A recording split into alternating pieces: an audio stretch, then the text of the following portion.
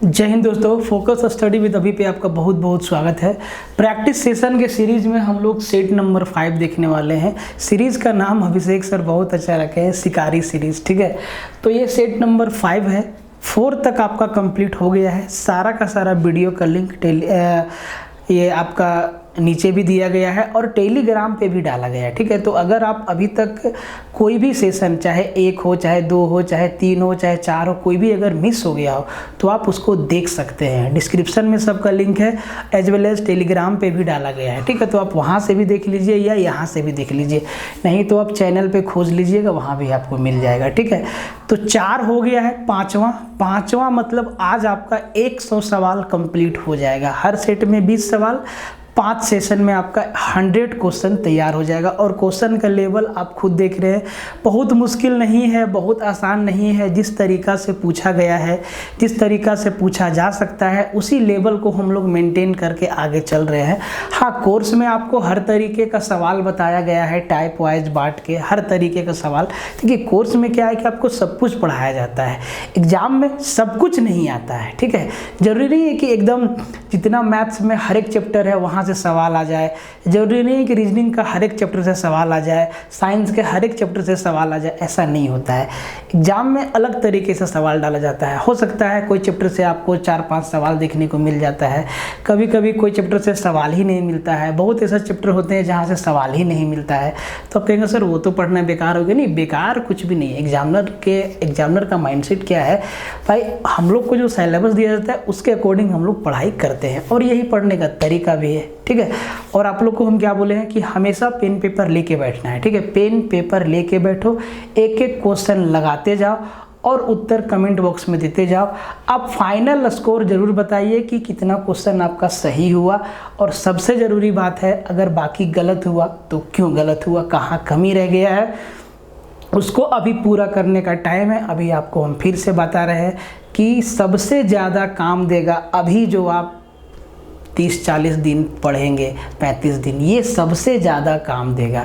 तो अभी जो आप पढ़ रहे हैं, बहुत मेहनत से पढ़ रहे हैं, इसी तरीक़े से पढ़ते रहिए और एक एक चीज़ पर फोकस करिए जो आपके सिलेबस में है। कोशिश करिए मैक्सिमम से मैक्सिमम चीज़ों को रिवाइज किया जाए, वो बहुत फ़ायदेमंद होता है। ठीक है, और आपको किसी भी तरीक़ा का कोई भी चैप्टर में अगर दिक्कत है और आप कोई भी कोर्स में इनरोल है, तो भाई उस कोर्स में आप जाके देखिए। जैसे कि आप अगर मैथ प्लस रीजनिंग के VOD वाले में इनरोल हैं और आपको मैथ्स के कोई चैप्टर में दिक्कत हो, तो आप ना उस चैप्टर में जाइए और उसको फटाक से रिविजन कर लीजिए। करना कैसे है, स्पीड बढ़ा के देख लो। और देखो, बहुत ज़्यादा वीडियो नहीं है, बहुत सटीक तरीक़ा से पढ़ाया गया है, तो आप इसको एक बार देख सकते हैं। अगर रीजनिंग में आपको दिक्कत है तो आप वहाँ भी देख सकते हैं। बाकी बात, आपको अभिषेक सर जो टारगेट सीरीज़ दे रहे हैं उसको एकदम पूरा करते जाइए। उधर से आपका साइंस, कंप्यूटर, GK GS हो रहा है, इधर से आपका मैथ हो रहा है। अभी जब आपका सपोर्ट बहुत अच्छा है और अच्छा सपोर्ट रहेगा तो हम लोग रीजनिंग का भी सेशन लाएंगे बहुत जल्दी। उसका बहुत नहीं 10 सेशन चलेगा, क्योंकि रीजनिंग में आप मैक्सिमम सवाल बना ही लेंगे, तो उस पर ज़्यादा माथापोड़ी नहीं, मैथ पे ज़्यादा फोकस रहेगा। ठीक है, तो अगर आप सुपर 50 बैच में जुड़ना चाहते हैं तो आप इससे भी जुड़ सकते हैं। अगर आप 40 डेज टारगेट बैच बाय अभिषेक सर, अगर आप इसमें इनरोल होना चाहते हैं तो हो सकते हैं। मैथ प्लस रीजनिंग कंप्लीट है, आप इसमें भी इनरोल हो सकते हैं। मैथ प्लस रीजनिंग का ये नया बैच चालू हुआ है, इसमें एडवांस कंप्लीट हो गया है, अब अर्थमेटिक चलेगा। हालांकि जो लोग इस बैच में इनरोल हुए हैं उनको एडवांस के अलावा बाकी चैप्टर का भी वीडियोस दे दिया गया है, ताकि एग्ज़ाम नज़दीक है तो आप अपना कंप्लीट कर ले। बाकी जैसे जैसे चैप्टर कंप्लीट होता जाएगा वो उसकी जगह पे रिप्लेस होता जाएगा। ठीक है, रेलवे का अगर आप तैयारी कर रहे हैं तो भाई उसका भी बैच बना हुआ है, अब जाके कंप्लीट देख सकते हैं। सारा का सारा कोर्स फोकस स्टडी विद अभी ऐप पे आपको अवेलेबल हो जाएगा। ठीक है, बैच लेने से पहले अगर किसी भी तरीका का आपको जानकारी लेना है या किसी भी तरीका का आपके मन में सवाल है तो आप इस नंबर पे फ़ोन करके अपना डाउट क्लियर कर सकते हैं। ठीक है, टेलीग्राम ज्वाइन करना बिल्कुल ना भूलें। और सेट 5 का एक एक सवाल जैसे आप अभी तक लगाते आए हैं, हर एक सवाल को 20 में 20 सवाल आपको अटेंड करना है। पेन कॉपी लेके बैठिए, ऐसे देखने से कोई फ़ायदा नहीं। फ़ोन का क्वालिटी बढ़ा लो, 5G रखे हो तो उसका चार्ट डालोगे क्या, एकदम 5G डाटा मिल रहा है तो हाई क्वालिटी में देखो वीडियो। ठीक है, और एक एक क्वेश्चन अटेंड करना है आपको, कोई भी सवाल छोड़ना नहीं है, ठीक है। सवाल पे हाथ आजमाइए, ठीक है। कहता है कि यदि 12, 28, 21 और 45 में प्रत्येक में x जोड़ा जाए तो इस क्रम में प्राप्त संख्या समानुपाती होती है। x + 3 और 4x + 1 के बीच मध्य अनुपाती क्या है। अनुपात समानुपात का बड़ा ही आसान सा क्वेश्चन है, जैसे मर्जी आप वैसे बनाइए, कैलकुलेशन हर तरीका से छोटा है, ठीक है। कोई नहीं कह सकता है कि हम इस सवाल को बनाने का तरीका ऐसा निकाल दिए हैं कि ये मेरा मेथड है, ऐसा कहने वाले बहुत लोग हैं। आप यकीन मानिए कि सब कुछ बना बनाया है, सब कुछ बना बनाया है, बस उसमें आप थोड़ा बहुत काट छाट के छोटा कर सकते हैं, ठीक है भाई। तो देखो मतलब ये कह रहा है कि ये जो संख्या है इसमें x जोड़ते हैं तो 12 और 28 का जो अनुपात होगा वो 21 और 45 के अनुपात के बराबर होगा, सब में x जोड़ने पर। और अनुपात का मतलब भागा होता है, मतलब ये कह रहा है, देखिए आपको कैसे बनाना है, आपको लिखना है 12 + x बटा 28 + x और ये बराबर हो जाएगा 21 + x भागा 45 + x।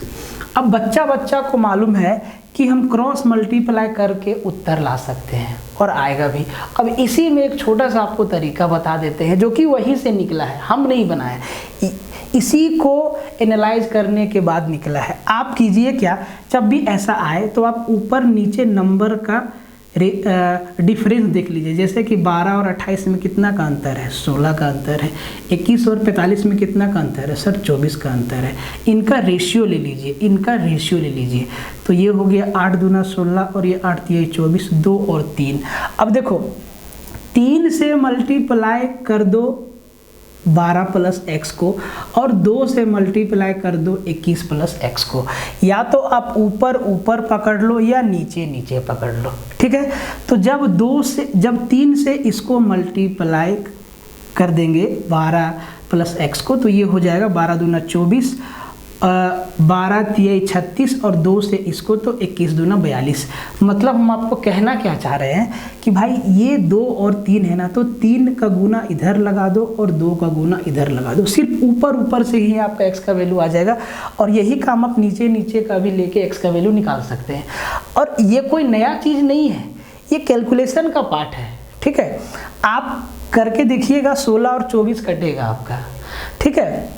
अब देखो ये हो गया 12 तिया 36 और 21 दूना 42, तो 42 में 36 गया तो 6 बचा, और यहाँ हो गया 2x, यहाँ हो गया 3x में 2x गया x, लो जी x का वैल्यू क्या आ गया, 6 निकल के आ गया, ठीक है।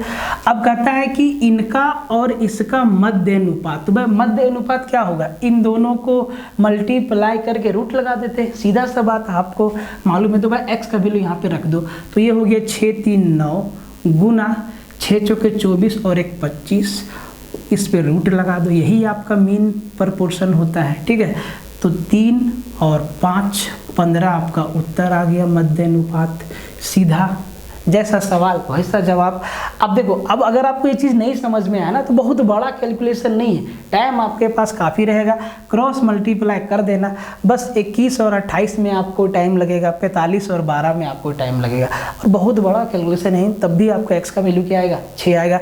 x का वैल्यू आपको यहाँ रखना होगा और इन दोनों के नंबर पर रूट लगाना होगा, मध्य अनुपात का फॉर्मूला याद है ना, तो ऐसे बनाना है। कमेंट में अपना आंसर दीजिए कि आपका। क्वेश्चन नंबर दूसरा, कंपाउंड इंटरेस्ट का एकदम सीधा साधारण सत्तू सवाल। कहता है कि 32,000 की राशि पर त्रैमासिक आधार पर कंपाउंडेड क्वार्टरली, मतलब हर 3 महीने में वो इंटरेस्ट लेगा। अब यही से समझना है कि हर 3 महीने में इंटरेस्ट लेगा तो 1 साल में वो 4 बार इंटरेस्ट लेगा, ठीक है। 20% वार्षिक ब्याज दर पर 9 महीने में कितना हो जाएगा। अमाउंट आपसे पूछा है, 32,000 उधार दिया है, 20% रेट ऑफ इंटरेस्ट है पर एनम, और 9 महीना में वो 32,000 कितना पैसा हो जाएगा। तो सबसे पहले हम इंटरेस्ट ले रहे हैं तो 32,000 रुपया से ज़्यादा मिलेगा। देखो ध्यान से 2 ऑप्शन, और एज इट इज़ एग्जाम के पैटर्न के हिसाब से 2 ऑप्शन आपको ऐसा देगा या 1 ऑप्शन आपको ऐसा दे सकता है जो अमाउंट में कम रहता है, देता भी है, ठीक है। तो देखो 2 ऑप्शन, 32,000 हम उधार देंगे तो 32,000 ही तो नहीं मिलेगा, और 32,000 उधार देंगे तो 32,000 से ज़्यादा मिलेगा, क्योंकि हम इंटरेस्ट ले रहे हैं। तो भाई 2 ऑप्शन तो अब तो आपका कट गया। अब बचा 2 में से कोई एक हमारा उत्तर होगा। तरीका सीख लो, ठीक है, कैसे। और अगर इससे भी बेहतर तरीका आपके पास है तो भाई बहुत अच्छी बात है, आप जीनियस है और होना भी चाहिए, ठीक है, इसमें गर्व की बात है। आदमी सीखते सीखते ही सीखता है, ऐसा नहीं कि कोई जन्म से सीख के आता है, ऐसा बात नहीं है। अब देखो 20% है और हम हर 3 महीना पर ब्याज लेंगे, तो हम हर 3 महीना पर 20,000 थोड़ी ना, हम हर 3 महीना पर 20% थोड़ी ना देंगे। इस साल के लिए है, 1 साल के लिए है, मतलब हम साल में 4 बार दे रहे हैं, तो इसको 4 भागा कर देंगे, मतलब हमारा रेट ऑफ इंटरेस्ट कितना हो गया, 5%। और देखो इसको हम उसी मेथड से बताएंगे, रेशियो मेथड से, सबसे आसान हो जाता है। आप चाहे तो फॉर्मूला से भी निकाल सकते हैं, अमाउंट बराबर P × 1 + R/100 का पावर n, वहाँ से भी उत्तर आ जाएगा, ठीक है। अब देखो 5% को हम क्या लिखेंगे सर, 1/20।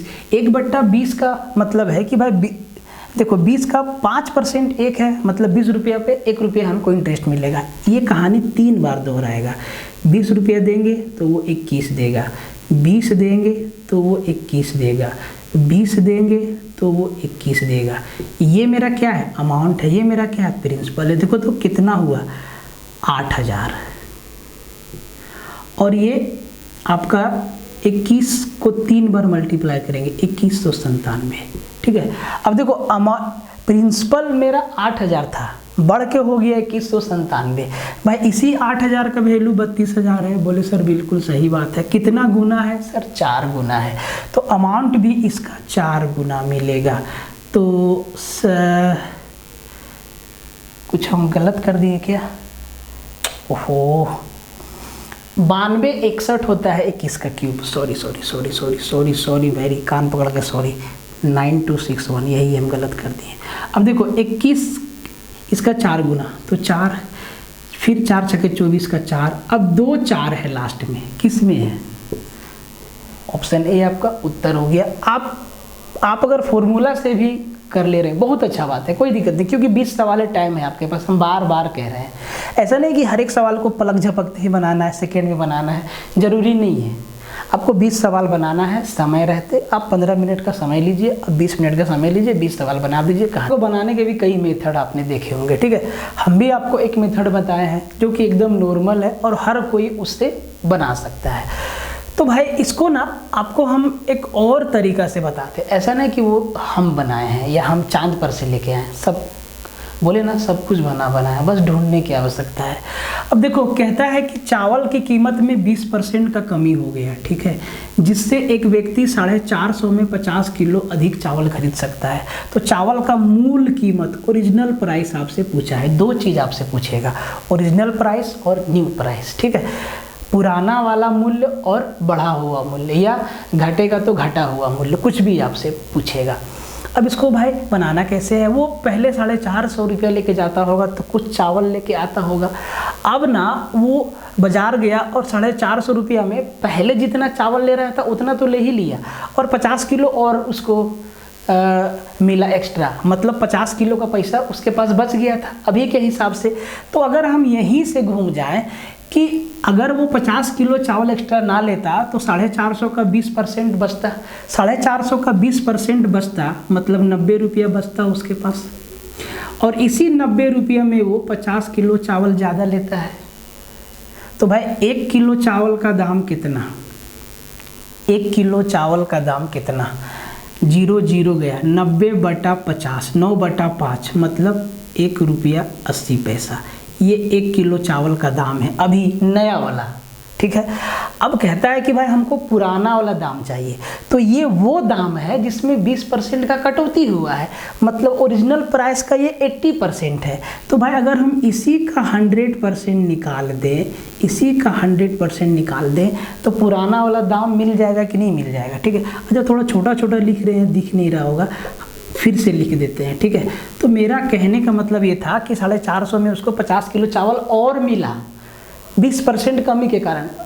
अगर वो चाहता तो इसका 20% पैसा बचा भी लेता, मतलब 450 का 20%, 45 दूना 90 रुपया बचा लेता और इसी 90 रुपया से इसको 50 किलो चावल ज़्यादा मिला। तो अगर 90 रुपया में 50 किलो चावल लिया तो सर 1 किलो चावल का दाम कितना, तो आप कहेंगे सर 1 रुपया 80 पैसा।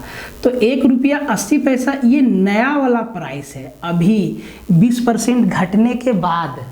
तो अगर पहले वाला से ये 20% कम है, मतलब पहले वाला के 80% के बराबर है, तो अगर इसी को हम 100% तक लेके जाएं, मतलब 80 गुना 100 कर दे सीधा, तो ये 20 चौके 80 और ये 20 25 100, 18 5 90, मतलब 9/5/2 हो जाएगा ये, ठीक है। और 9/2 मतलब 2 रुपया और 25 पैसा। तो जो पुराना चावल का दाम था वो 2 रुपया 25 पैसा पर किलो था, और अभी जो 20% घटा तो 1 रुपया 80 पैसा पे आ गया। अब 2 रुपया 25 पैसा पे इसका 20% घटाइए तो अब 1 रुपया 80 पैसा पे आ जाएंगे। तो ये नया दाम था और ये वाला नया दाम है और ये वाला पुराना दाम है। तो हमसे मूल प्राइस पूछा है, ओरिजिनल प्राइस 2 रुपया 25 पैसा। आपका आंसर कैसे आया आप बताइए। बहुत सारा तरीका है भाई, जैसे बनाना है बनाओ, लेकिन एग्जाम में बना के आओ उत्तर सही दो। जरूरी नहीं कि हम जो बता रहे हैं वही सबसे बढ़िया है, आप बहुत तरीका से सोच सकते हो। एक बार सोचना शुरू, कैसे बनेगा 2-3 तरीका से बना सकते हैं। एक्स मान के भी बना सकते हैं और जनरल लॉजिक भी हम लगा सकते हैं। समझिएगा, उसी पे बात करने वाले हैं। अब देखिएगा, इसमें हम ना एक्स मान के भी बना सकते हैं तब भी उत्तर आएगा। और अगर हम ऐसे सोचें कि जॉन को एक परीक्षा में 20% मार्क्स मिला, ठीक है, और वो 10 नंबर से फेल हो गया, और उसी परीक्षा में जैक को 35% मार्क्स मिला, 35% मार्क्स मिला, और न्यूनतम पासिंग मार्क से वो 20% ज़्यादा लाया। तो भाई पास होने के लिए मिनिमम कितना परसेंट मार्क्स चाहिए, सो आपसे पूछा है, ठीक है। अब एक बात बताओ, अगर ये ना 20 जो मिनिमम पासिंग मार्क्स होगा वो 20 से ज़्यादा होगा और 35 से कम होगा, ठीक है। 20 से ज़्यादा होगा और 35 से कम होगा, तो वो 35% तो हो ही नहीं सकता है, क्योंकि वो 35% लाया है जो कि पासिंग मार्क्स से 20 नंबर ज़्यादा लाया है। तो हमको पासिंग परसेंटेज ढूंढना है कि हम कितना परसेंट ला के पास हो जाए। तो कैसे ढूंढेंगे, देखो लॉजिक से समझना। आप कैसे बनाते हैं इसका भी उत्तर आप दीजिएगा कमेंट में, ठीक है। जॉन, देखो जैक जो है जॉन से 15% नंबर ज़्यादा लाया है। जॉन लाया है 20%, जैक लाया है 35%, 15% नंबर ज़्यादा लाया है। बोले सर सही बात है, इस बात को आप मानेंगे, लिखेंगे यस मानेंगे। जॉन नंबर कितना ज़्यादा, जैक नंबर कितना ज़्यादा लाया है, तो देखो अगर ये जैक जो है पासिंग मार्क्स से 20 नंबर ज़्यादा लाया है और जॉन जो है पासिंग मार्क्स से 10 नंबर कम लाया है, ये मेरा पासिंग नंबर, ये पासिंग लाइन है, ये 20 नंबर प्लस लाया है जैक, और ये जॉन ये 10 नंबर कम लाया है। तो भाई जैक मेरा पहले पास हुआ, मतलब इससे 10 नंबर ज़्यादा लाया और फिर 20 नंबर ज़्यादा लाया, मतलब जैक जो है 30 नंबर ज़्यादा लाया है जॉन से। तो 15% का वैल्यू 30 नंबर, आप कहेंगे सर 5% का वैल्यू 10 नंबर, 5% का वैल्यू 10 नंबर। हम यहाँ से 1% भी निकाल सकते थे लेकिन नहीं निकालेंगे, समझिएगा, एकदम प्योर लॉजिक है, समझदारी है। अब कहता है कि पास होने के लिए कितना अंक चाहिए। अरे भैया जॉन जो है 10 ही नंबर से तो फेल हुआ है, उसको 20% मिला है, अगर हम इसको 5% और दे दें तो भाई 25% हो जाएगा, और ये 25% में जॉन भी क्या पास हो जाएगा। अगर ये 10 नंबर से फेल हुआ है, अगर इसको कोई 10 नंबर दे दे तो ये पास नहीं हो जाएगा। तो भाई 5% का वैल्यू 10 नंबर है, मतलब ये तो 20% खुद लाया है, तो इसको परसेंट में कितना लाना चाहिए था पास होने के लिए, 25%, और यही हमसे पूछा है, यही बात हमसे पूछा है कि कितना परसेंट मार्क्स लाना चाहिए 25%। यहाँ से एक बात और समझ लीजिए, अगर हमसे पूछता कि टोटल एग्ज़ाम कितना का हुआ तो 5% का वैल्यू 10 नंबर है, तो 100% का वैल्यू कितना नंबर है निकाल सकते हैं आसानी से। ठीक है, सब कुछ निकाल सकते हैं। तो आप कैसे बनाएं, इसका उत्तर जरूर दीजिएगा और इसको समझने का कोशिश कीजिएगा कि हम ये क्या लिखे हैं। झारखंड के एग्जाम में आया हुआ है, एकदम सिंपल सा सवाल है। कहता है कि 70 और 90 के बीच सभी अभाज्य संख्याओं का औसत क्या होगा। अब सभी अभाज्य संख्याओं का औसत जो 70 और 90 के बीच में है, तो सबसे पहला बात 70 और 90 के बीच कौन कौन सा अभाज्य संख्या है। अच्छा 90 है कि 99 है यार, एक मिनट थोड़ा देख ले। 70 और किधर गया, 70 और कौन सा सवाल है भाई, हाँ 70 और 90 है। ठीक है, 70 और 90 है, तो 70 और 90 के बीच कौन कौन सा प्राइम नंबर है। तो देखिए एक चीज़ आपको पूरा नंबर सिस्टम में लिख के बताएं। 71 है, 73 है, 79 है, 83 है और 89 है। यही 1 2 3 4 5 प्राइम नंबर है बिटवीन 70 एंड 90 के बीच। अब सबका पूछा है एवरेज, तो भाई 5 नंबर है, सबको जोड़ के 5 से भागा देंगे तो भी उत्तर निकल जाएगा। अगर हम इनका डेविएशन देख लें, कितना विचलन है दोनों साइड, किसी एक को एवरेज मान के, तो भाई 79 बीच में है, इसी को हम एवरेज मान लेते हैं। तो ये 79 से कितना कम है, तो ये -8, ये -6, ये 79 से कितना ज़्यादा है, तो ये आपका है +4 और ये +10। देखो दोनों तरफ बराबर है, -14 और +14 बराबर है, मतलब 79 ही हमारा क्या हो जाएगा, एवरेज हो जाएगा। और अगर ये नहीं समझ में आया डेविएशन मेथड, कोई बात नहीं है भाई साहब, सबको जोड़ दीजिए और 5 से भागा लगा दीजिए, ख़त्म कहानी। ठीक है, एकदम आसान। जितना मेहनत हम लोग आपके लिए अभी कर रहे हैं लगातार कोर्स में भी और इधर भी, अगर इतना मेहनत आप लोग कर लेंगे ना, तो कसम से बता रहे हैं कि सिलेक्शन से आपको कोई नहीं रोकने वाला है। ऊपर वाला ही चाहेगा तभी होगा, कुछ नीचे किसी का औकात नहीं है और मेहनत के आगे किसी का कुछ नहीं चलता है। चाहे कोई ऊपर वाला हो, चाहे कोई नीचे वाला हो, लेट से, देर से, सवेर से, सबको कुछ ना कुछ जगह मिलता है। ठीक है, तो मेहनत करिए, इस सवाल को बनाइए। कहता है एकदम आसान सवाल है, कहता है कि ए बी से 40% अधिक कुशल है। यदि ए अकेले किसी काम को 31 दिन में पूरा कर सकता है, तो दोनों मिलकर उस काम को कितना दिन में कंप्लीट करेगा। अब भाई मेरे एफिशिएंसी आपको बता दिया है कि A is 40% more efficient than B. इसका मतलब क्या है, इसका मतलब ए है और ये बी है। ए जितना देर में 100 काम कर लेगा, ए उतना देर में इससे 40% अधिक मतलब 140 काम कर लेगा, यही इसका मतलब है। अगर इनका रेशियो देख ले तो 5 और 7 ये इनका क्षमता का अनुपात है। ठीक है, अब देखो ए जो है 7 काम करता है, उतना ही देर में बी जो है 5 काम करता है। अब देखो ए किसी काम को 31 दिन में कर देता है पूरा, तो अगर वो हर दिन 7 काम करता है तो 31 दिन में कितना काम कर लेगा, तो आप कहेंगे सर 21 7 कम 7 217 काम वो करता है 31 दिन में। और यही टोटल वर्क है जो अब इन दोनों को मिल के करना है, 217 काम। और दोनों मिल के हर दिन कितना काम कर लेंगे, 7 और 5 12 काम। तो सर कितना दिन लग जाएगा, 217 काम करना है और हर दिन 12 काम कर लेते हैं, 217/12। इसी फॉर्मेट में आपका उत्तर दिया हुआ है और कुछ मुश्किल नहीं है, एकदम आसान सवाल है। तो काहे दिमाग लगाए बिना मतलब में, और हम आपको काहे बोले कि बहुत मुश्किल सवाल है। भाई है आसान तो आसान है, जैसा सवाल रहेगा वैसे ही ना बोलेंगे। तो आपने उत्तर देना सीखिए कि सर कैसे उत्तर दें हम। आप इसको बनाने में आपको जैसे मर्जी वैसे बनाइए, एक्स मानना है एक्स मानिए, वाई मानना है वाई मानिए, अब बेसिक मेथड से बनाइए, कोई दिक्कत नहीं है। उत्तर हमको चाहिए समय के अंदर बस, ठीक है, उत्तर चाहिए समय के अंदर और शेयर मारते चलिए। कसम से बता रहे बहुत मेहनत, ईमानदारी से इस सवाल का उत्तर बिना पेन लगाए दीजिएगा, ठीक है, बिना पेन लगाए दीजिएगा। बोला है कि 27a³ माइनस 2√2b³ का मान किसके बराबर है? हिंदी बोल दे रहे हैं। 27a³ माइनस 2√2b³ का मान किसके बराबर है? और 4 ऑप्शन दिया है। चारों ऑप्शन में सब कुछ सेम है, बस प्लस माइनस का फर्क है।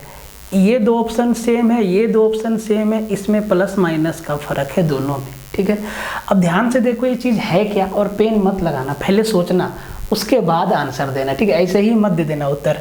तो ये 27a³ माइनस 2√2b³ अलजेब्रा में एक एक चीज़ आपको बताए हैं, एक एक फॉर्मूला, जितना भी फॉर्मूला है, जो भी सवाल आता है, जो भी एग्जाम लेवल पर, वो सारा का सारा।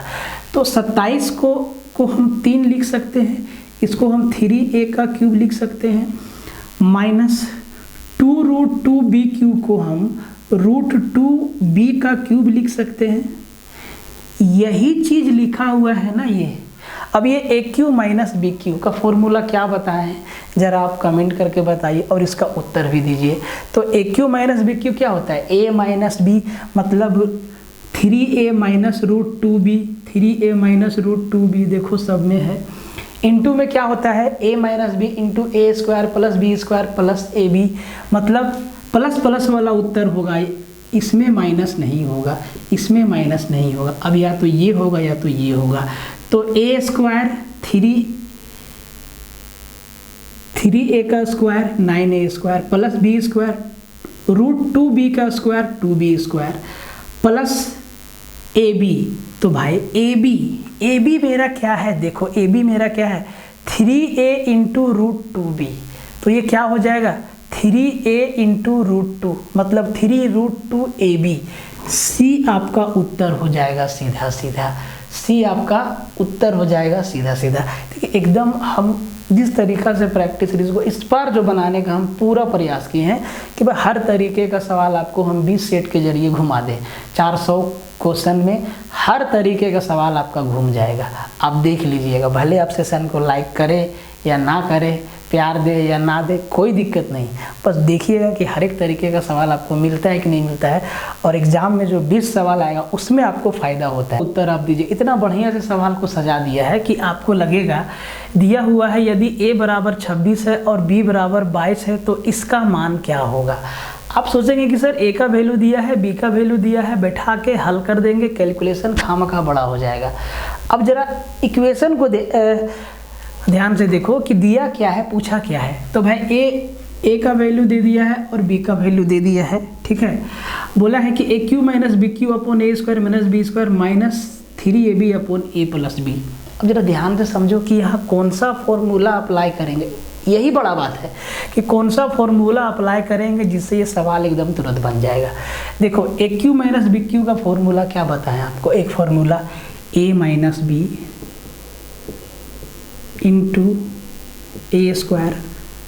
अभी भी इस फॉर्मूला का हम लोग यूज़ किए एक सवाल में, b² प्लस ab। और नीचे देखो a² माइनस b² है, तो हम इसको क्या लिखेंगे? a minus b into a plus b, और यहाँ पे माइनस 3ab और नीचे a प्लस b, यही बचेगा। अब देखो ध्यान से, ये चीज़ तो उड़ गया ना भाई, ऊपर क्या बचा? a² plus b² plus ab upon a plus b minus नीचे एलसीएम सेम हो गया। तो भाई ज़रा ध्यान से देखो कि नीचे तो मेरा एलसीएम दोनों का बराबर है, तो भाई ऊपर ऊपर घटा देंगे, माइनस का साइन है, तो ये हो जाएगा a² plus b² plus ab में 3ab को घटाएंगे। अब यहीं से समझो, ab minus 3ab, minus 3ab में ab को घटाएंगे तो क्या यहाँ माइनस का 2ab नहीं आ जाएगा? आ जाएगा। अब ध्यान से देखो क्या बचा? a² plus b² minus 2ab। इसको हम क्या लिख देंगे सर? आप कहेंगे सर a माइनस b का होल स्क्वायर ऊपर बना और नीचे में a प्लस b बना। इसी चीज़ को सजाया था तरीका से। अब a और b के वैल्यू को यूज़ करना है, तो a माइनस b 26 में 22 गया 4, 4 का स्क्वायर 16 ऊपर, और a प्लस b 26 और 22 6 2 8 48, 16/48 मतलब 1/3। देखिए कितना बढ़िया से सजा देता है इक्वेशन को सवाल में, एकदम सिंपल फॉर्मूला लगा, लेकिन कितना बढ़िया से सजा दिया है इसको कि बस इसको। अब देखो, अब ये चीज़ कैसे समझ में आया, ये भी बात आप समझ लो कि सर यही फॉर्मूला लगा, इसका तो एक फॉर्मूला और होता है, ठीक है। यही क्यों लगाएं, नीचे ए स्क्वायर माइनस बी स्क्वायर दिया है ना, तो यहाँ से ये चीज़ पता चल गया कि इसको तो हम ए माइनस बी इंटू ए प्लस बी लिख सकते हैं।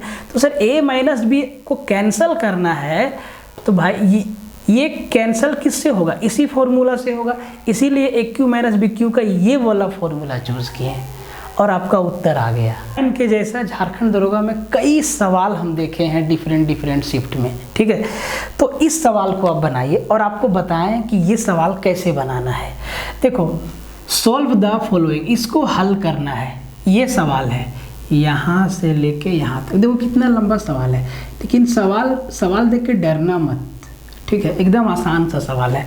2 sin 22 degree upon cos 68 degree minus 2 cot 75 degree upon 5 10 15 degree minus 8 10 45 degree into 10 20 degree into 10 40 degree into 10 50 degree into 10 70 degree बट्टा में 5, ठीक है। अब देखो ये कैसे बनता है, कॉम्प्लीमेंट्री एंगल का सवाल है। साइन कोस एक दूसरे का उल्टा होता है और इनका जो कॉम्प्लीमेंट्री एंगल है वो 90 डिग्री का होता है। तो ऊपर देखो 22 और 68 90 होता है, कट जाएगा, यहाँ से सिर्फ 2 बचेगा माइनस। सेम कहानी 10 और कोट के साथ है, 75 15 90 हो गया सर, कट गया, बचा 2/5 माइनस इधर देखो 8 10 45 1 होता है और इधर भी 10a इंटू 10b 20 और 70 90 1 हो गया, 40 और 50 90 1 हो गया, 8 में 1 से मल्टीप्लाई करेंगे 1 बचेगा, ये बचा इसका फाइनल, यही चीज़ है ये।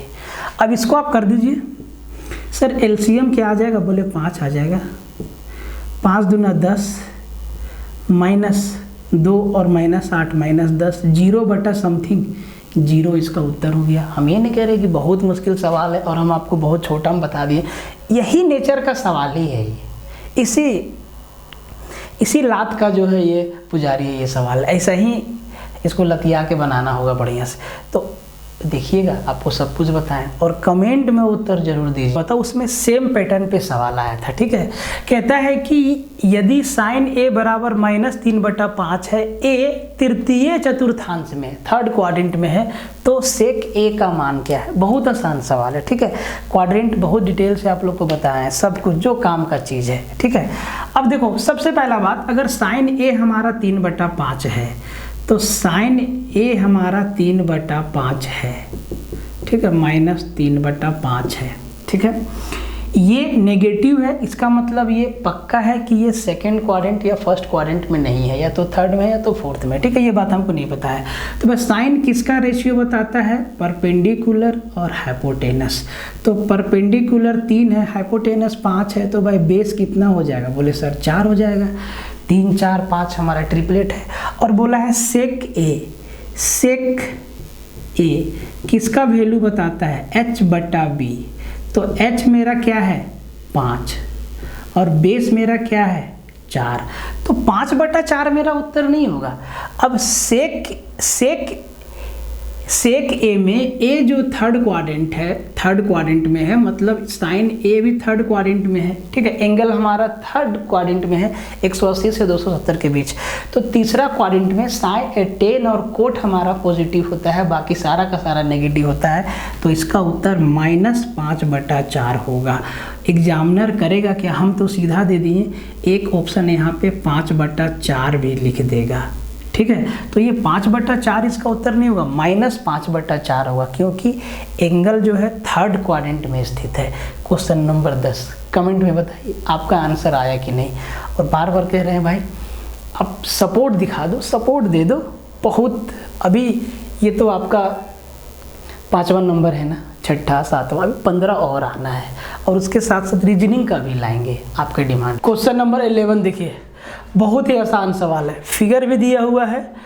क्वेश्चन को देखिए, in trapezium ABCD angle BAC = 30 degree, angle CDF = 45 degree, BC 6 centimetre है और AB 12 सेंटीमीटर है, ठीक है। देखिए क्या क्या दिया हुआ है, एंगल BAC 30 डिग्री है, एंगल CDF 45 डिग्री है, BC का लेंथ 6 सेंटीमीटर है और AB का लेंथ 12 सेंटीमीटर है, तो इसका क्षेत्रफल पूछा है। तो सीधा समलम चतुर्भुज का क्षेत्रफल का फॉर्मूला क्या होता है, half into sum of parallel side, समांतर भुजाओं का योग गुना ऊंचाई। अब देखो भाई दोनों तरीका का ट्रेपेजियम बनता है, ये दोनों साइड बराबर भी रह सकता है और नहीं भी रह सकता है। तो इसमें क्या है, ये दोनों साइड बराबर नहीं है, ठीक है। ये जो दो भुजा है, जो दोनों भुजा समांतर नहीं है, ये बराबर भी रह सकता है और नहीं भी रहेगा। जब बराबर रहेगा तो भाई दोनों का एंगल बराबर रहेगा। यहाँ पे ये 30 है, ये 45 है। तो भाई एरिया निकालने के लिए इसमें दो तरीका आप लगा सकते हैं। एक तो फॉर्मूला के लिए हमको समांतर भुजा का लंबाई चाहिए, सिर्फ 6 सेंटीमीटर पता है। एक समांतर भुजा का लंबाई हमको पता है 6 सेंटीमीटर, यहाँ से यहाँ का लेंथ है 6 सेंटीमीटर। इसका तो लेंथ पता नहीं है, तो भाई इसका लेंथ पता करना होगा, तब हम फॉर्मूला लगाएंगे। दूसरा तरीका क्या है कि हम सबका अलग अलग निकाल दे। देखो ये भी राइट एंगल ट्रायंगल है, ये भी राइट एंगल ट्रायंगल, इसका निकाल दे, इसका निकाल दे और इसका अलग से निकाल दे, तब भी मेरा एरिया आएगा, ठीक है। जो समझ में आए, जो आसान पड़े उससे निकालो। अब देखो इसमें कैसे कौन सा मेथड इसमें इजी होगा। तो सबसे पहला बात कि आप खुद से बनाने का कोशिश कीजिए, ठीक है। इतना तपती गर्मी में आपके लिए हम काम कर रहे हैं और आप लोग वीडियो को शेयर मारने से कतराते हैं। भाई मार दिया करो, एकदम आपके पैटर्न के हिसाब से है, ऐसा ना कि जैसे तैसे हम सवाल लेके आ गए, नहीं। अब देखो इसमें ना right angle height and distance का कंसेप्ट लगा दो, मजा आ जाएगा। देखो ये भी राइट एंगल, ये भी राइट एंगल ट्रायंगल है। ये अगर 45 डिग्री है, ये हमारा 90 है, तो ये दोनों भुजा तो बराबर होगा। ये 30 डिग्री है, तो 30 के सामने क्या होता है, एक अनुपात होता है। और ये मेरा 60 डिग्री बना, 60 के सामने क्या होता है, √3 होता है। और 90 के सामने क्या होता है, 2 होता है। अनुपात का बात कर रहे हैं, तो भाई 2 का वैल्यू कितना, 12, तो 1 का वैल्यू कितना, 6। मतलब इसका ऊंचाई कितना, 6 हो गया। यही तो मेरा हाइट है, B और CF, तो ये 6, तो ये भी 6, तो भाई ये भी मेरा 6 निकल के आ गया, ठीक है। अब देखो √3 का वैल्यू, अगर 1 का वैल्यू 6 है, 1 का वैल्यू 6 है, तो √3 का वैल्यू 6√3 नहीं हो जाएगा। बोले सर सही बात है। अब अगर BC मेरा 6 सेंटीमीटर है, तो भाई BC बराबर EF है, तो ये भी 6 सेंटीमीटर होगा। देखो सब कुछ आपके सामने है, जो तरीका लगाना है लगा दीजिए, उत्तर आपका आएगा। जो तरीका लगाना है, अलग अलग निकालना है तो भी निकाल लीजिए। BCEF आपका वर्ग हो गया, लंबाई भी 6, चौड़ाई भी 6, वर्ग हो गया। तो आप अलग अलग भी निकाल सकते हैं और फॉर्मूला से भी निकाल सकते हैं। तो हम आपको अलग अलग निकाल के बताते हैं। अगर हम इसका एरिया देखें, समकोण त्रिभुज का, तो half into base into height, 6 छके 36, 36 का आधा 18, इसका क्षेत्रफल हो गया। अगर हम इस वर्ग का देखें तो भाई लंबाई गुना चौड़ाई, 6 गुना 6 36, इसका कितना हो गया, 36 हो गया, ठीक है। अब अगर हम इसका देखें इसका, तो भाई इसका लंबाई है 6 और बेस है 6√3, तो भाई ये हो जाएगा हाफ इंटू 6 छके 36, 18√3, इसका क्षेत्रफल हो जाएगा 18√3। अब भाई सबको जोड़ दो, तो अब सबको जोड़ दो, 18 और 36 और 18√3 जोड़ दीजिए, आपका उत्तर आ जाएगा। अगर ऐसे नहीं करना है तो फॉर्मूला लगा दो, ट्रेपेजियम का half into sum of parallel side, समांतर भुजाओं का योग। तो भाई ये तो 6 है, प्लस ये भी 6, ये भी 6, 12 प्लस 6√3 गुना ऊंचाई भी कितना, 6 है, 2 से काट दो, 2 तिहाई 6, ये हो गया 6, 12 और 6 18 प्लस 6√3 गुना 3 हो गया। यही ना हो गया भाई, यही हो गया। ऐसा कोई ऑप्शन है क्या कि हम सवाल गलत लिखे हैं? एक मिनट, हम सवाल तो गलत नहीं लिखे ना, सवाल हम गलत नहीं लिखे हैं, ठीक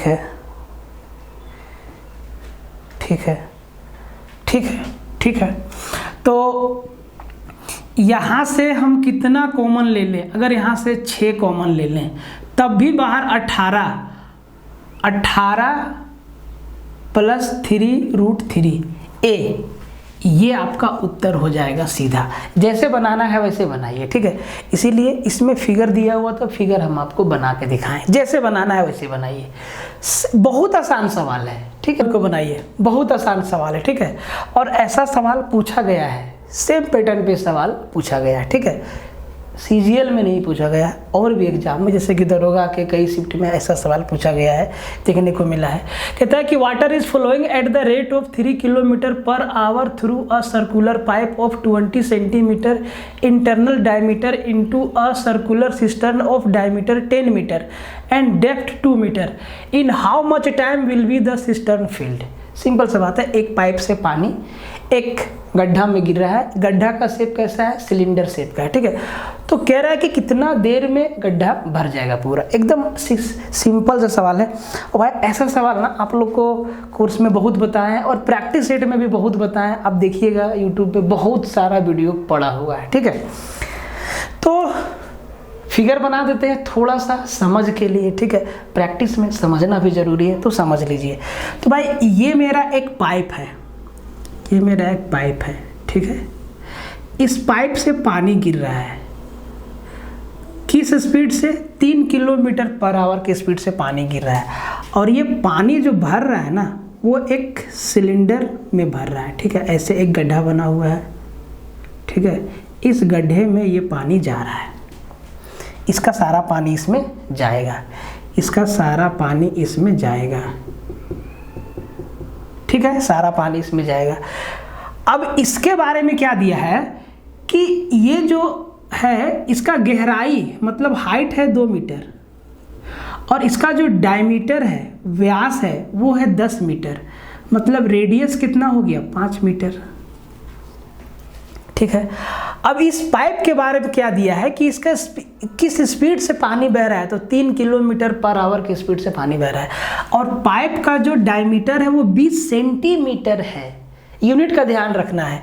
तो चलो सबको मीटर में या सबको सेंटीमीटर में चेंज कर देते हैं, तो चलो सबको मीटर में चेंज कर देते हैं। तो 20 सेंटीमीटर का आधा 10 सेंटीमीटर इसका रेडियस, ठीक है, इसका रेडियस, इसका रेडियस को बड़ा वाला r माने 10 सेंटीमीटर, और 10 सेंटीमीटर को मीटर में बदलेंगे तो 100 से भागा लगाएंगे, ठीक है। इसका रेडियस छोटा r माने, चलो ठीक है। अब सर पाइप का लेंथ, तो देखो पाइप का लेंथ ना पानी के स्पीड को मान लेंगे, 3 किलोमीटर पर आवर के स्पीड से पानी चल रहा है, तो सर 3 किलोमीटर का मेरा पाइप है, ठीक है। मतलब 1 घंटे में 3 किलोमीटर लंबा पाइप सारा पानी इसमें उड़ेल देगा 1 घंटे में, ठीक है। तो भाई 3 किलोमीटर को अगर मीटर में चेंज करेंगे तो 3000 मीटर हमारा क्या हो गया, इस पाइप का लेंथ हो गया।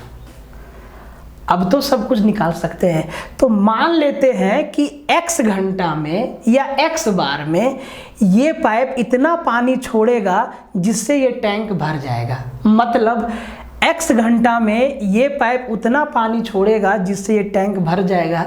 मतलब x घंटा में इस पाइप द्वारा छोड़े गए पानी का आयतन बराबर इस टैंक का आयतन, और उत्तर आपको मिल जाएगा। तो भाई ये क्या है, ये क्या है, ये भी मेरा सिलेंडर है, ये भी मेरा सिलेंडर है। तो इसका फॉर्मूला क्या होगा, बोलेंगे सर पाई r²h, तो पाई और पाई दोनों में लगेगा तो वो कैंसिल भी हो जाएगा, ठीक है।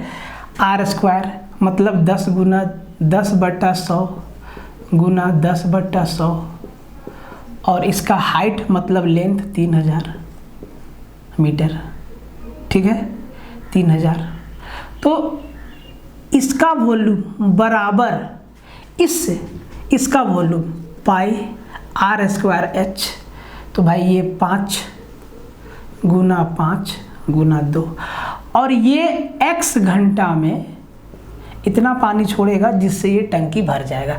अब देखो यहीं से थोड़ा काट के छोटा कर, ऊपर 3 0 है हट गया, ऊपर 2 0 है हट गया, पाई से पाई हट गया। अब यहाँ से क्या बचा, 30x बराबर यहाँ से 5 गुना 5 गुना 2, तो 5 छके 30 और 2 तिहाई 6, मतलब x बराबर 5/3 घंटा, 5/3 घंटा। अब जो ऑप्शन दिया है वो आवर में भी है और मिनट में भी है, तो भाई 3 एकम 3, 1 घंटा तो पूरा लगेगा, प्लस 2/3 घंटा, तो 2/3 घंटा को कितना 60 से गुना कर देंगे तो 3 20 से 60, 40 मिनट, 40 मिनट, 40 मिनट, तो 1 घंटा और 40 मिनट लगेगा इस टंकी को भर जाने में। बहुत आसान होता है। पानी, जिसमें पानी बहने का रफ्तार दे देगा ना, उसमें पाइप का लेंथ आपको नहीं देगा, मतलब इसी को लेंथ मान लेना है स्पीड को। बाकी यूनिट का खास ध्यान रखना है, कुछ सेंटीमीटर में होगा, कुछ मीटर में होगा, कुछ mm में होगा, तो सबका खास ध्यान रखना है, ठीक है। जब यही बारिश का पानी मैदान में जमा होगा तो उसका एरिया जो है हेक्टर में देगा। तो इस सब ज्योमेट्री से सिंपल सा सवाल कहता है कि यदि दो बिंदु 0,-5 और x, 0 के बीच की दूरी 13 इकाई है तो x का मान क्या है। फॉर्मूला सीधा बताएं और काम भी आपका फॉर्मूला से हो जाएगा। अकर बकर पढ़ने से कोई फ़ायदा नहीं है और पढ़ाने से भी कोई फ़ायदा नहीं है, ठीक है। एक मास्टर को हम देखें, सर हैं, देखें वो क्लॉक बता रहे थे, 1 घंटा बिना मतलब का लेक्चर दे दिए, जबकि 3 से 4 कंसेप्ट है जिससे आपका सारा का सारा क्लॉक क्लियर हो जाता है। 3 से 4 कंसेप्ट, और उसी बेस पे सारा का सारा सवाल आता है। मिरर इमेज, वाटर इमेज, 2 सुइयों के बीच कितना डिग्री का कोण बनेगा। तो देखो जब डिजिटल बोर्ड सामने आता है तो बिना मतलब का बहुत सारा पीपीटी बना के ये है वो, कोई फ़ायदा नहीं है। एक सवाल आएगा, नहीं तो नहीं भी आएगा, ठीक है। देखिए तो भाई ये 2 पॉइंट है, सीधा समझा देते हैं। ये x1 और ये y1 है, बीच में कॉमा है, और ये x2, y2 है। इनके बीच का जो डिस्टेंस है वो 13 यूनिट दे दिया है। डिस्टेंस फॉर्मूला क्या होता है, सीधा लगा दीजिए, √ x2 - x1 का स्क्वायर प्लस y2 - y1 का स्क्वायर, यही ना है भाई। अब डिस्टेंस तो दे दिया है 13, बाकी वैल्यू रख दीजिए, बाकी वैल्यू रख दीजिए, सॉरी बाकी वैल्यू रख दीजिए। x2 देखो क्या है, एक तो 0, -5 है और एक x, 0 है, ठीक है। तो x2 हमारा क्या है, 0 है, और x1 हमारा क्या है, 0 है। x1 हमारा, गलत तो हम नहीं लिख दिए, 0 - 5,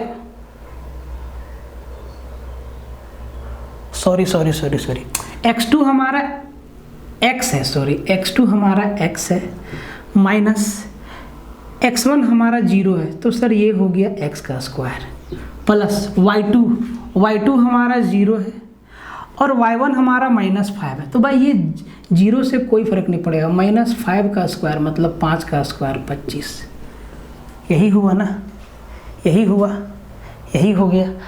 अब यहाँ से x का ही तो वैल्यू, काहे लग रहा है हम कुछ गलत लिख दिए, नहीं ठीक है। अब देखो फॉर्मूला ना एकदम याद होना चाहिए, इसमें हमको भी कन्फ्यूजन होता है कभी कभी माइनस प्लस में, ठीक है। देखो भाई जो बात है हम सच बताते हैं, ऐसा नहीं कि हम एकदम आंख बंद करके आपको 1 सेकेंड में आंसर करने का तरीका बता दें कि आप बिना क्वेश्चन देखे, ऐसा कोई तरीका नहीं है। मेहनत करना पड़ेगा, पढ़ना होगा, सवाल के साथ भिड़ना होगा, समझना होगा, टाइम देना होगा, तब जाके परीक्षा में सवाल बनेगा, ठीक है। अब देखो ये आ गया √x² प्लस 25, तो भाई रूट को इधर ले आएंगे तो भाई 13 का स्क्वायर 169 हो जाएगा, इधर हो जाएगा x² प्लस 25, और 169 में 25 जाएगा तो 144 बचेगा, बराबर x², और x बराबर क्या बचेगा, 12 बचेगा। 12 यूनिट आपका उत्तर हो गया, 12 यूनिट आपका उत्तर हो गया। आप ऐसे भी उत्तर दे सकते थे, यहाँ 5 है और यहाँ 13 है, तो भाई 5, 12, 13 आपका ट्रिपलेट बनता है। लेकिन कभी कभी उत्तर यहाँ पे इस तरीका से आप फंस सकते हैं, लेकिन सीधा मेथड से आइए और सीधा उत्तर दीजिए। तो भाई इसका उत्तर क्या होगा, 12 यूनिट है x का वैल्यू, तो भाई आप x की जगह पे यहाँ पे क्या होगा, 12। क्वेश्चन नंबर 14 देखिए, बोट एंड स्ट्रीम से हर एक चैप्टर से हर एक टाइप का सवाल हम लोग प्रैक्टिस कर लेंगे, ठीक है। बहुत आसान सवाल है, आप इसको आसानी से बना सकते हैं, एकदम आसान है। और इसीलिए हम कहते हैं कि हर सवाल का उत्तर आप कमेंट में देते चलिए, ठीक है।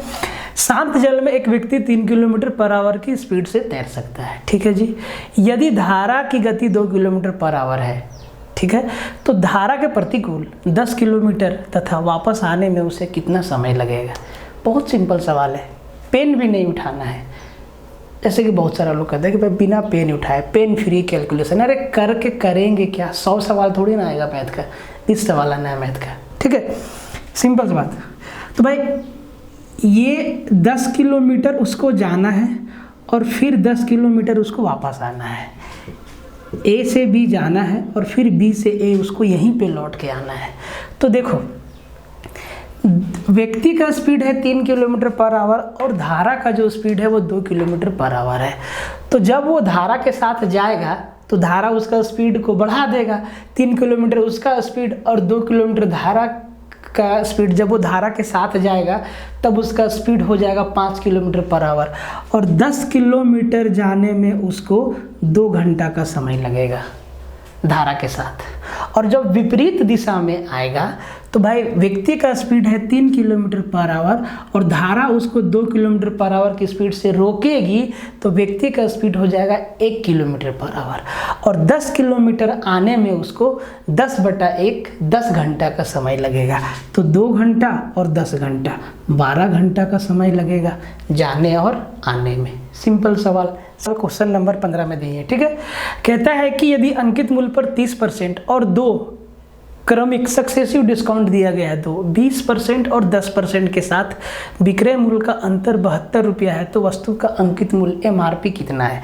अब देखो एक तो सीधा सीधा इसको डिस्काउंट दे दिया कि भाई 2 चीज़ दिया है, बोला कि या तो आप 30% का डायरेक्ट डिस्काउंट ले लो और दूसरा में बोला है कि या तो आप 20% प्लस 10% का 2 सक्सेसिव डिस्काउंट ले लो, ठीक है। और सक्सेसिव डिस्काउंट लेने के बाद सेलिंग प्राइस का जो डिफरेंस बना वो 72 रुपया बना, ठीक है। तो सक्सेसिव डिस्काउंट में क्या होता है, ध्यान से देखो, पहले 20% का डिस्काउंट दिया तो भाई 100 पे 20% का डिस्काउंट कितना 80 पे गया। अब 80 पे फिर से 10% का डिस्काउंट गया तो भाई 80 पे 10% का डिस्काउंट गया तो 72 रुपया पे गया। यहाँ इसको 100 का वस्तु दे रहा है 70 में, यहाँ पे 100 का वस्तु पड़ रहा है 72 रुपया। तो भाई फ़ायदा इस पे लेने से है, इस पे लेने से है ना। और इसी का डिफरेंस बोला है कि 72 रुपया है। यहाँ पे कितना का डिफरेंस है, जब हम 100 मान के बना रहे हैं तो सर 2 का डिफरेंस है। इसी 2 का वैल्यू कितना 72, 2% का वैल्यू कितना 72, ठीक है। और यहाँ 30% का वस्तु है 70% में दिया, 20% और 10% मिला के 72% पे आया। तो भाई 2% का डिस्काउंट कितना 72 रुपया, तो 1% का 36 रुपया, तो 100% का 3600 रुपया। सीधा जवाब, मुश्किल नहीं है, एकदम आसान सवाल है, हर कोई का उत्तर आना चाहिए। और आप लोग ना शुरू में ठीक देखते हैं, बाद में फिर पता नहीं क्या हो जाता है, आप लोग कंजूसी कर, भाई ऐसे काम नहीं चलेगा। कोई चीज़ पे ना लगातार ध्यान देना पड़ेगा, लगातार आपको देखना होगा, लगातार आपको सीखना होगा, तब जाके एग्जाम में परफॉर्मेंस। बहुत आसान सवाल है और इसका जवाब आप दीजिएगा, आधा सोल्यूशन मेरा आधा सोल्यूशन आपका, ठीक है। कंसेप्ट हम आपको बता देते हैं और बताए भी हैं आपको। कहता है कि a बराबर 2 + √3/2 - √3 है और b बराबर 2 - √3/2 + √3 है, तो a² + b² + ab का मान क्या होगा। ध्यान से देखिएगा, तो a का उल्टा b है। a क्या है प्लस ऊपर माइनस नीचे, b क्या है माइनस ऊपर प्लस नीचे, a का उल्टा क्या है b है। तो अगर हम इसको रेशनलाइज कर देंगे तो a का वैल्यू क्या आ जाएगा, a का वैल्यू आ जाएगा 2 + √3 का स्क्वायर, क्योंकि ध्यान से देखिए कंजुगेट पेयर है, 2 का स्क्वायर और √3 का स्क्वायर, डिफरेंस 1, ठीक है। तो नीचे हमारा 1 आ जाएगा। सिमिलरली b बराबर क्या आ जाएगा, तो ये आ जाएगा 2 - √3 का होल स्क्वायर, ठीक है। आप चाहे तो इसको सोल्व कर ले, चाहे तो ना भी सोल्व कर ले। a और ए और बी एक दूसरे के उल्टे हैं तो इनका प्रोडक्ट 1 आएगा। जब ए को बी से मल्टीप्लाई करेंगे तो ये 2 + √3 नीचे ऊपर से कट जाएगा, 2 - √3 ऊपर नीचे से कट जाएगा, तो ए बी का वैल्यू क्या आएगा? 1 आएगा। ठीक है, अब आप चाहें तो इसको यहाँ पे सॉल्व कर ले, नहीं तो वहीं पे आप सॉल्व कर लें।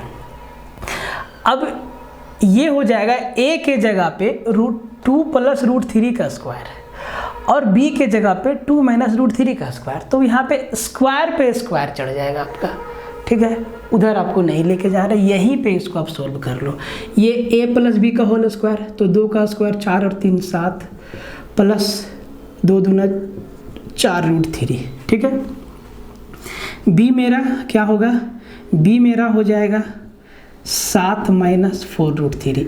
इन सब सवालों में खासियत यही है कि एक ही बार सॉल्व करना है, आपको एक ही बार सॉल्व करना है। ठीक है, अब देखो ये हो गया a का वैल्यू, ये हो गया b का वैल्यू।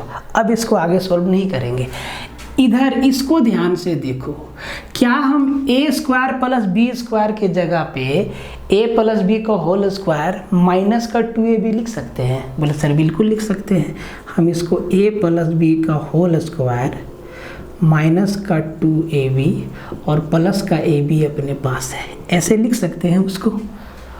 और -2ab में ab गया तो माइनस का ab बचेगा, ab मतलब 1, इनका प्रोडक्ट क्या है सर? 1 ही होगा। तो यहाँ पे माइनस का ab बचेगा, यहाँ पे क्या है? a + b। जब इन दोनों को जोड़ेंगे, जब a का वैल्यू और b के वैल्यू को जोड़ेंगे तो ये तो कट जाएगा, 7 और 7 14 बचेगा, 14 का स्क्वायर 196 माइनस का 1 195 आपका क्या होगा? लो जी उत्तर बता दिया सीधा, 195 इसका क्या होगा? आंसर होगा। ठीक है, पॉलीगन से है। यदि एक समबाहुभुज का प्रत्येक आंतरिक कोण 144 डिग्री का है तो इसके भुजाओं की संख्या ज्ञात करिए। किसी भी कोई भी बहुभुज हो, त्रिभुज छोड़ के, 4 भुजा वाला, 5 भुजा वाला, 6 भुजा वाला, 7 भुजा वाला, 8 भुजा वाला, 100 भुजा वाला, रेगुलर पॉलीगन, सारा साइड बराबर है। ठीक है, अगर एक इंटरनल एंगल या एक एक्सटर्नल एंगल दे दे तो नंबर ऑफ साइड्स निकाल सकते हैं, उसमें कितना डायगोनल है सब निकाल सकते हैं, और सीधा फॉर्मूला के बदौलत। तो इंटरनल एंगल बराबर होता है n-2 × 180 डिग्री अपॉन n। अब देखो इंटरनल एंगल कितना दिया है? तो भाई 144 दिया है। ठीक है, अब n क्या बताएगा? नंबर ऑफ साइड बताएगा, कितना भुजा है। कुछ नहीं करना है, कटम कुटाई कर दो, कटम कुटाई कर दो। 18 एकम 18 और 18 अठी 144, 8n बराबर 10n - 20। ठीक है, इधर जाएगा तो 2n बराबर 20 और n बराबर 10। तो उसमें कितना साइड है? 10 भुजाओं वाला समबाहुभुज है। नंबर ऑफ साइड कितना है? तो सर 10 है। आप इसको याद रखिएगा, प्रत्येक आंतरिक कोण का फॉर्मूला, प्रत्येक आंतरिक कोण, ईच इंटरनल एंगल बराबर, फिर से लिख देते हैं, n-2 गुना 180 डिग्री बटा n। n क्या है? Number of side.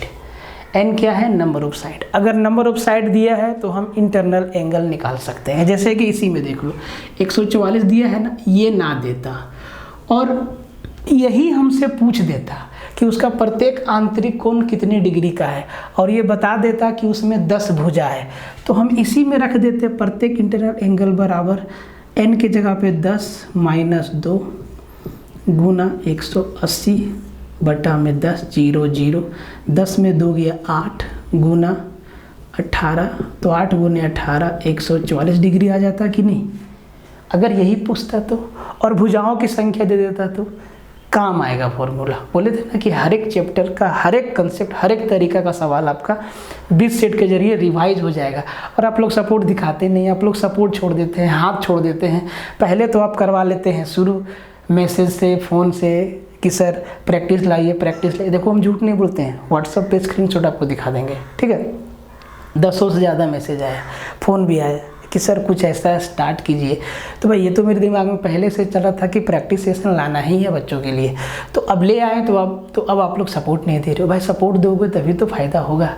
नंबर 18 देखिए 18 कहता है कि यदि x plus y minus z का whole square plus y plus z minus x का whole square plus z plus x minus y का होल स्क्वायर बराबर 0 है, तो कहता है कि x plus y plus z का वैल्यू क्या होगा। तो भाई इसका भी 0 होगा।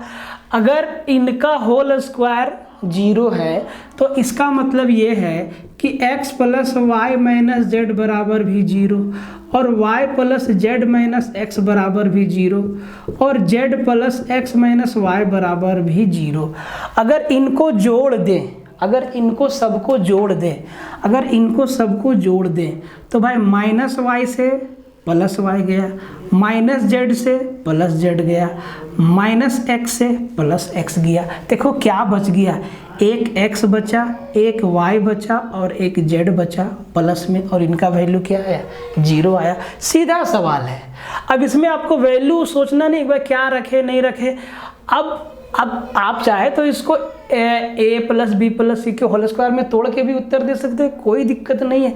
तो सीधा आपको दिख रहा है अगर इन सब का स्क्वायर का सम 0 है तो इसका भी वैल्यू 0, इसका भी वैल्यू 0, इसका भी वैल्यू 0। ये सब सवाल देखने में मुश्किल लगता है लेकिन होता। कहता है कि for which value of k lines 2x minus ky plus 3 equal to 0 and 3x plus 2y minus 1 बराबर 0 आर पैरेलल। k के किस मान के लिए ये दोनों रेखाएं समांतर है। देखिए दोनों तरीका से पूछता है। एक तो आपको इस सवाल को ऐसे भी बोल सकता था कि k के किस मान के लिए समीकरण, इन दोनों समीकरणों का कोई हल नहीं है, नो सॉल्यूशन है। तो अगर दो रेखा पैरेलल है तो भाई उनका कोई सॉल्यूशन नहीं होता है, नो सॉल्यूशन होता है। और नो सॉल्यूशन का कंसेप्ट क्या है, a1 बाई a2 बराबर b1 बाई b2 बराबर नहीं c1 बाई c2, यही होता है नो सॉल्यूशन, कोई हल नहीं। अब देखो दो इक्वेशन दिया है ये, तो भाई k का वैल्यू चाहिए तो यही से काम हो जाएगा मेरा, ठीक है। अब जब यही से काम हो जाएगा भाई मेरे, तो a1 के जगह पे 2 रखेंगे, a2 के जगह पे 3 रखेंगे बराबर b1 के जगह पे माइनस के साथ लेंगे, माइनस का k, और b2 के जगह पे 2 लेंगे, यही हो जाएगा ना। अब k का वैल्यू क्या होगा, तो 2 दूना 4, k बराबर आ जाएगा -4/3। k का वैल्यू क्या होगा, -4/3। ध्यान से देखिए, सीधा कंडीशन लगाना है, उत्तर देना है। इसको लिखने की भी आवश्यकता नहीं है, अगर आप लिख ले रहे हैं तो कोई दिक्कत नहीं, लेकिन इसको लिखने की भी आवश्यकता नहीं है। ये किसका है, नो सॉल्यूशन। और नो सॉल्यूशन के केस में इसका लाइन और इसका लाइन एक दूसरे के पैरेलल होंगे। भाई कहीं टच करेगा तभी तो सॉल्यूशन होगा, अगर दोनों एक दूसरे को काट देगा तो यूनिक सॉल्यूशन होगा। क्या होगा, यूनिक सॉल्यूशन। दोनों लाइन एक दूसरे पे चढ़ जाएगा, कोइंसाइड करेगा, तो इसी केस में होता है मेनी सॉल्यूशन या अनंत हल, इसी केस में। और ये 3 ही कंडीशन है लीनियर पेयर का, और आपको याद रखना है, और तीनों से सवाल आता है, ठीक है। जब दोनों रेखा एक दूसरे पे चढ़ जाए, इसका मतलब इसको कहते हैं डिपेंडेंट लाइन, दोनों एक दूसरे पे आश्रित है, निर्भर है, ठीक है। दोनों एक दूसरे के पैरेलल है तो ये दोनों एक दूसरे के विरोधी है। ये बोलेगा तू हमको काट नहीं सकता है, ये बोलेगा तू हमको काट नहीं सकता है। ये दोनों रेखा एक दूसरे के अविरोधी है, बोलेगा भाई एक बार काट ले, तो एक सॉल्यूशन, एक पॉइंट पे कट किया, एक सॉल्यूशन। मेनी सॉल्यूशन क्यों, क्योंकि जब दो लाइन एक दूसरे के ऊपर चढ़ जाता है तो वह अनंत बिंदुओं पे एक दूसरे को इंटरसेक्ट करते जाता है, इसीलिए इसका मेनी सॉल्यूशन होता है, ठीक है। याद रखने की पिछला बार के सचिवालय में पूछा गया था, ठीक है। कहता है कि correct relation between a and b if a बराबर 2 का पावर 3 का पावर 2 और बी बराबर 2 का पावर 2 गुना में पावर 3, इन दोनों के बीच क्या संबंध है, क्या ये दोनों बराबर है, क्या ए बड़ा है बी से, क्या बी बड़ा है ए से, या नन ऑफ दिस। बहुत सिंपल सा सवाल है और बहुत बेसिक सा कंसेप्ट है। तो इसका उत्तर आप लोग कमेंट में देंगे, ठीक है, भूलना नहीं है, आंसर देते चलिए। तो देखो ए का वैल्यू क्या हो जाएगा, तो देखो जब पावर पे पावर है ना तो ऊपर से सोल्व करते हुए आते हैं, मतलब इसको हम लिखेंगे 2 और 3 का पावर 2 मतलब 9। तो ए का वैल्यू जो है वो 2 का पावर 9 है। लेकिन यहीं पे बी का वैल्यू क्या आ जाएगा, यहाँ पे पावर गुना में है तो 2 का पावर 3 दूना 6 हो जाएगा। आप देखिए 2 को 9 बार लिखेंगे और 2 को 6 बार लिखेंगे, कौन बड़ा होगा, 2 को 9 बार लिखेंगे, ठीक है। तो ए यहाँ पे बड़ा है बी से। आप में से बहुतों को दिखेगा कि सर हो सकता है कि बराबर होगा, नहीं, छोटा सा सवाल था ये। तो ये आपका आज का 20 सवाल कंप्लीट हुआ। वीडियो को शेयर मारना, लाइक देना, कमेंट करना, चैनल को सब्सक्राइब करके जाना, ये आपकी जिम्मेवारी है। अगर पसंद आ रहा है तो देखो सब कुछ है सिलेबस पे। अगर आपको लगता है कि यहाँ से आपका प्रैक्टिस अच्छा हो रहा है तो आप जुड़े रहेंगे, आप पक्का जुड़े रहेंगे, नहीं तो कोई दिक्कत नहीं। अगर कुछ शिकायत है तो आप कमेंट में लिख के जाइएगा कि सर ये दिक्कत है, ये हो सकता था, ऐसे आप लिख सकते थे। सबका स्वागत है, ठीक है। देखो जीवन में ना सबका वेलकम करो, जो अच्छा बोले उसका भी वेलकम है और जो बुरा बोले उसका भी वेलकम है। करना क्या है, अपने हाथ में कुछ नहीं है, कर्म करते जाओ, बस जो होगा देखा जाएगा, ठीक है। मेहनत करते जाओ सही दिशा में। आप देखिए कोई कुछ भी बोले, मेहनत ही एक ऐसा चीज़ है जो सही दिशा में किया जाए तो भाई आपको जहाँ जाना होगा, पता नहीं आप लोग किस्मत को, ऊपर वालों को मानते हैं कि नहीं मानते हैं, हम सबको मानते हैं। तो जहाँ आपका जाना होगा ना वो आप कभी ना कभी किसी ना किसी रास्ते से पहुँच जाएंगे। और कभी कभी इंसान को यही पता नहीं होता है कि हमको कहाँ जाना है, और वो जब दूसरा डायरेक्शन में मेहनत करने लगता है तो हो सकता है वहाँ उसको कुछ सफलता मिले, लेकिन उतना सफलता नहीं मिलता है जहाँ पे उसको जाना रहता है। और फिर वो डाइवर्ट होता है किसी ना किसी माध्यम से, वो अपना रास्ता शिफ्ट करता है, ठीक है। तो सीधा मेहनत करो, एग्ज़ाम अपने सर पे है, सब कुछ भूल के मेहनत करो, सिर्फ मेहनत करो। क्या होगा नहीं होगा वो सब छोड़ दो, जितना बात आपको बताया जा रहा है। अभिषेक सर आपको कितना बढ़िया से टारगेट दे रहे हैं जी, हर दिन का पूरा करते जाइए। आपको हम यहाँ पे प्रैक्टिस करवा रहे हैं, करते जाइए। पूरा मैथ का, पूरा रीजनिंग का आपको रोड मैप दे दिए हम, अभिषेक सर आप लोग को बताएं। उसमें मालूम है कितना टाइम लगा, पूरा एकदम शुरुआत से, जब से झारखंड में एग्ज़ाम होना चालू हुआ अभी तक, हर एक क्वेश्चन को देखें, हर एक चैप्टर में उसको अरेंज किए, उसके बाद लिखे सब कुछ कि यहाँ से आया है, यहाँ से नहीं आया है। अब भी आपको अगर लगता है कि नहीं सो सर नहीं होगा, तो ये आपकी ना गलती है। बहुत लोग बोलते हैं कि सर क्या होगा, अरे क्या होगा वो तुम छोड़ दो, तेरे हाथ में नहीं है, तुम पढ़ते जाओ बस, ठीक है। पढ़ते जाओ पढ़ते जाओ पढ़ते जाओ, जैसे जैसे आपको बताया जा रहा है आप पढ़ते जाइए, देखिए कुछ ना कुछ बहुत अच्छा होगा आपका, आपके साथ। तो मिलते हैं अगले वीडियो में।